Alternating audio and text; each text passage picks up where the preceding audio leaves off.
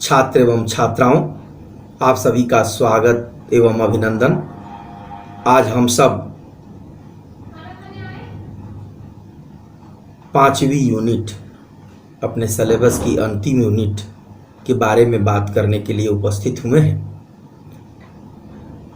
आज ही हमने आपके लिए इस सेकंड पेपर पर जो असाइनमेंट का काम करना है वो असाइनमेंट भी आपको उपलब्ध करा दिया है। असाइनमेंट के काम पूरा होने के लिए आपके पास समय है, आप उसको करेंगे। तो आज हम सब ये जो 5वीं यूनिट है, इस यूनिट को समझने का प्रयास करेंगे। पहले भी जिसकी हमने चर्चा की थी कि प्रत्येक समाज, उस क्षेत्र की एक अपनी स्थिति होती है। उस स्थिति में ही उस क्षेत्र के विकास, उसकी समस्या, उसके संदर्भ को समझा जाता है। कोई भी मॉडल एज इट इज दूसरे जगह पर लागू नहीं की जा सकती। हाँ, एक संदर्भ वो देगा। अब गुजरात मॉडल है तो गुजरात मॉडल को पूरे उत्तराखंड के ऊपर उसी रूप में हम लागू नहीं कर सकते। बिहार का समावेशित मॉडल यहाँ पर उसी रूप में लागू नहीं कर सकते। डेवलपमेंट्स के बहुत सारे मॉडल्स हैं, लेकिन उसके फ्रेम को, अब हिमाचल का मॉडल है तो हिमाचल के बहुत सारे उसके जो पैटर्न हैं हमारे लिए उत्तराखंड में उपयोगी हैं। जब हिमाचल प्रदेश बना था तो वहाँ पर बागवानी बड़ा इंपॉर्टेंट था, तो वृक्षों को लगाने के लिए वहाँ के मुख्यमंत्री ने बहुत बड़ा योगदान किया था, तो उसे भू क्षरण की समस्या से मुक्ति मिली। वो मॉडल यहाँ के लिए उपयोगी हो सकता है। तो बहुत सारे संदर्भों में अलग अलग समाज, क्षेत्र और विषय संदर्भ को लेकर के विकास के मॉडल होते हैं। तो रीजनल प्लानिंग, क्षेत्रीय जो नियोजन है, नियोजन तो हो गया विकास की, जिसकी हम लोगों ने बात कर ली कि विकास के विभिन्न बिंदुओं की हम लोग चर्चाएं कर लिए। अब यहाँ पर था 5वां यूनिट जो हम लोगों के लिए बना हुआ था, वो बना है कि उत्तराखंड के परिप्रेक्ष्य में विकास की समस्या एवं संभावना या संदर्भ। तो problems and prospects of development in Uttarakhand region. तो उत्तराखंड परिक्षेत्र के लिए ये अपना ये नवोदित राज्य जो 9 नवंबर 2000 को उत्तर प्रदेश से अलग करके 2 मंडलों को मिला के कुमाऊं मंडल और गढ़वाल मंडल को बनाया गया, जिसके अंदर 13 जिले हैं। 11 जिले पर्वतीय भूभाग में फैले हुए हैं। नैनीताल का कुछ क्षेत्र जिले का, ऊधम सिंह नगर और हरिद्वार और देहरादून के कुछ क्षेत्र, ये पर्वतीय क्षेत्र से अलग मैदानी क्षेत्र है। तो इसका अधिकांश भाग अपने इस राज्य का पर्वतीय भूभागों से आच्छादित है।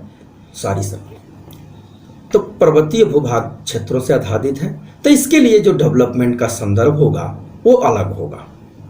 प्रिय विद्यार्थियों, हम सब उत्तराखंड को बहुत बेहतर तरीके से समझते हैं, तो एक थोड़ी सी ब्रीफ चीज़ की ज़रूरत है।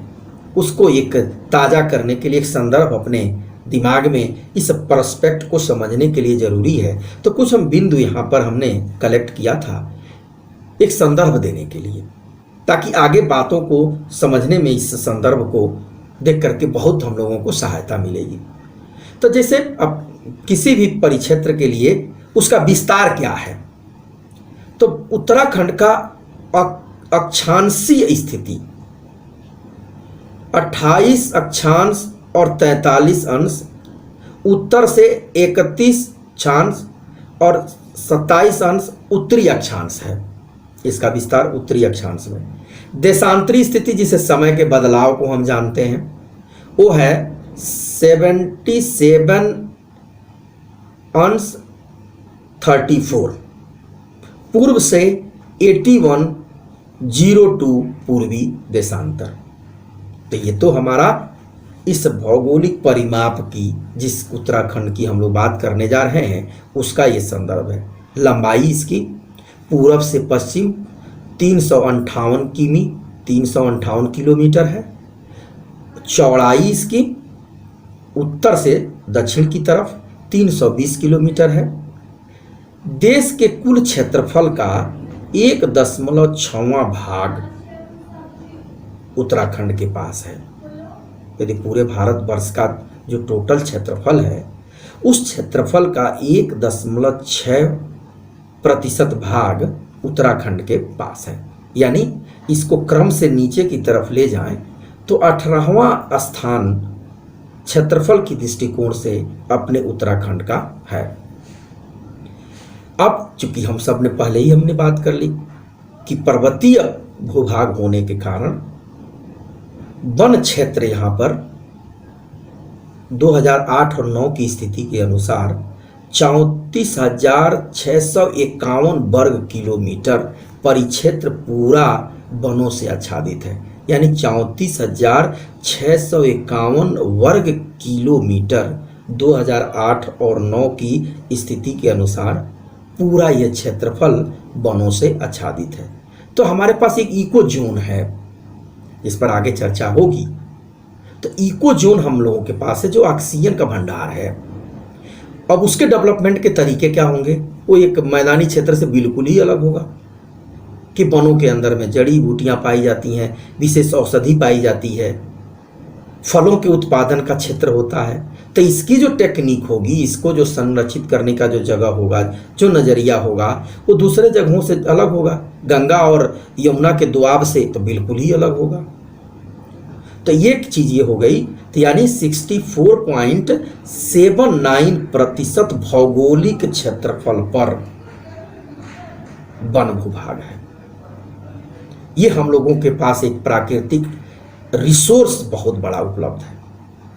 तो ये तो हो गया इसकी प्राकृतिक संरचना के बारे में थोड़ी सी 2-4 बिंदु जो है बड़ा ज़रूरी मुझे महसूस हुआ कि इस बात को समझने के लिए, उत्तराखंड की समस्या को और उसके विकास के परिप्रेक्ष्य को जानने के लिए इतनी बात भी हम लोगों को जाननी जरूरी है। ये यहाँ पर आपके लिए जब नोट्स भी हम लोग अपलोड होगा तो वहाँ पर भी ये बिंदु हमने लिख रखा है।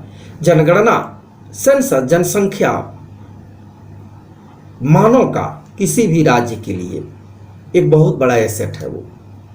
तो 2011 की जो जनगणना हुई तो 1,01,16,752 1,01,16,752 कुल जनसंख्या 2011 की जनगणना के अनुसार उत्तराखंड की है, जिसमें पुरुष की जनसंख्या 51,54,778 51,54,178 पुरुष, महिला की संख्या 49,62,574।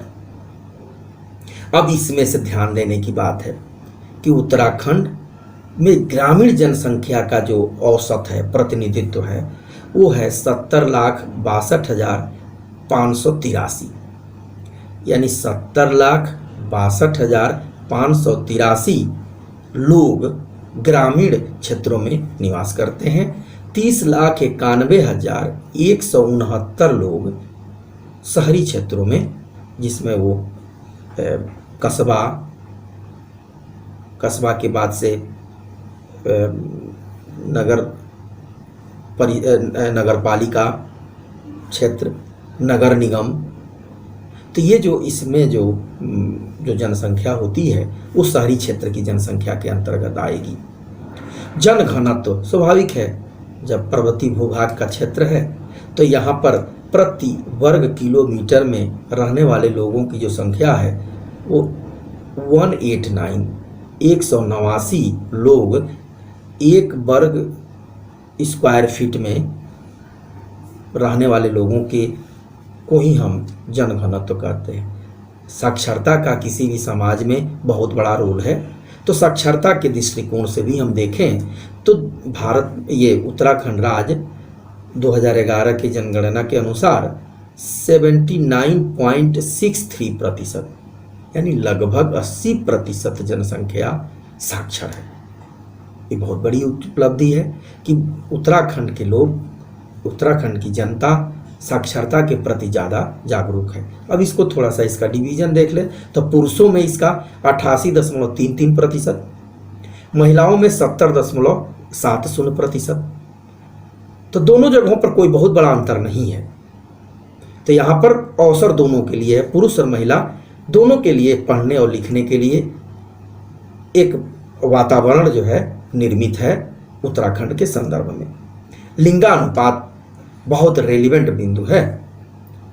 1000 पुरुषों पर महिलाओं की संख्या, इसे हम लिंगानुपात कहते हैं। तो 963 महिलाएं 1000 पुरुषों पर है। ये मतलब राष्ट्रीय औसत से भी अधिक है। तो इस स्थिति में उत्तराखंड एक बेहतर स्थिति में, संतुलन में है। पुरुष और महिला के अनुपात में कोई इस तरह की स्थिति यहाँ पर नहीं है। सबसे कम जनसंख्या वाला जो जनपद है वो रुद्रप्रयाग है, और सबसे अधिक जनसंख्या वाला जो जनपद है वो हरिद्वार है। ये कुछ बिंदु था जिसे हम आपके सामने रखना चाह रहे थे एक संदर्भ के लिए कि आइए अपना उत्तराखंड परिक्षेत्र इस रूप में यहाँ पर है। अब इसकी के लिए इस नियोजन कैसा हो, विकास कैसा हो, ताकि उत्तराखंड क्षेत्र का समुचित विकास हो सके। तो समुचित विकास के लिए जहाँ पर रोजगार के लिए अवसर भी हो, कृषि के कार्यों के लिए भी बेहतर स्थिति हो, अधिक से अधिक जो संसाधन है उसका उपयोग हो सके। तो इन परिस्थितियों को संदर्भ में लेकर एक वाक्य हम पैराग्राफ आपके सामने यहाँ पर पढ़ना चाहूँगा, जो इस स्थिति को उभारने का प्रयास करेगा कि शासन को नियोजन एवं नीतियों के निर्धारण में स्थानीय प्रबुद्ध वर्ग को समाजसेवियों, राजनीतिज्ञों एवं स्थानीय परिवेश से परिचित तकनीकी विशेषज्ञों से सहायता एवं परामर्श कर विकास नीति के निर्धारण एवं क्रियान्वयन की व्यवस्था करनी चाहिए। ये क्षेत्रीय नियोजन के संदर्भ में बात हो रही है। लखनऊ से बैठा, दिल्ली से बैठे व्यक्ति की नहीं, यहाँ पर इसीलिए स्थानीय परिवेश में परिचित जो तकनीक को जानने वाले लोग हैं उनकी बात हो रही है कि उनका परामर्श नीति निर्धारण और क्रियान्वयन में हो। पर्वतीय विकास के लिए यदि उपयुक्त सुझावों को ध्यान में रखा जाता है तो निस्संदेह विकास प्रक्रिया के चिंतन एवं व्यवहार को और अधिक प्रभावी और दिशापूर्ण बनाया जा सकता है।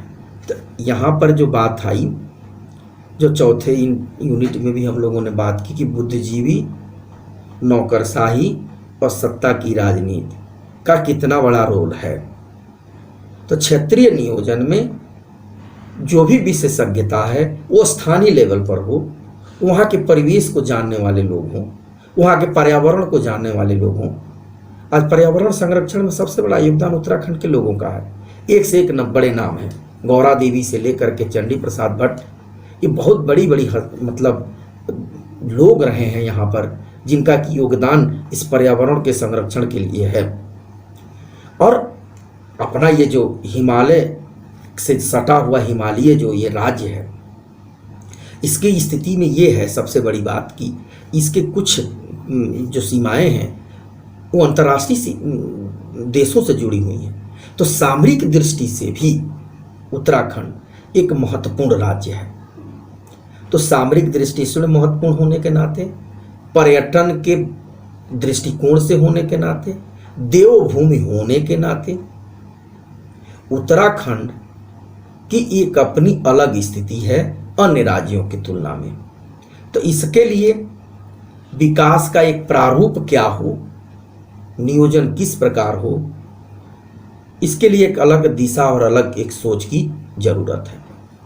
तो एक पृष्ठभूमि हम लोगों ने आज तैयार कर ली इस बात को समझने के लिए कि उत्तराखंड राज्य की संस्कृति, सभ्यता अन्य जगहों से भी अलग है। तो उस कल्चर को समझकर और उस कल्चर के फ्रेम में डेवलपमेंट के एस्पेक्ट्स को हम देखें तो विकास के लिए जो चीज़ें प्रारूप होंगी और किन पर चल रहा है ये शासन नीति। आज लगभग 20 साल के में बहुत कुछ हुआ है, उसकी हम आंकड़ा आगे हम लोग रखेंगे। तो आज इस संदर्भ से बात करने के बाद इस स्थिति में हम सब हैं कि अभी भी 2 कक्षाओं की ज़रूरत होगी इस पूरी बात को समझने के लिए। किया जाएगा, समय भी हम लोगों के पास है और असाइनमेंट हम लोगों ने ले ही लिया है, तो असाइनमेंट भी चलता रहेगा और इस कक्षा को समझने का भी हम सब प्रयास करेंगे और अंत में इस पर निर्मित जो नोट्स है वो अपलोड होगा, वो आप तक उपलब्ध हो जाएगा। तो आज अपनी बात को मैं यहीं पर समाप्त करता हूँ। आप सब इस प्लेटफॉर्म पर बहुत सक्रिय रूप से जुड़े हुए हैं, बहुत अच्छा लग रहा है। अपनी सक्रियता को इसी प्रकार आप सब बनाए रखें, घर में आप स्वस्थ रहें, दूसरों का भी ध्यान रखें और अभी भी लॉकडाउन के नियमों का पालन करते रहें। इन ढेर सारी शुभकामनाओं के साथ अपनी बात को मैं यहीं समाप्त करता हूँ। बहुत बहुत धन्यवाद।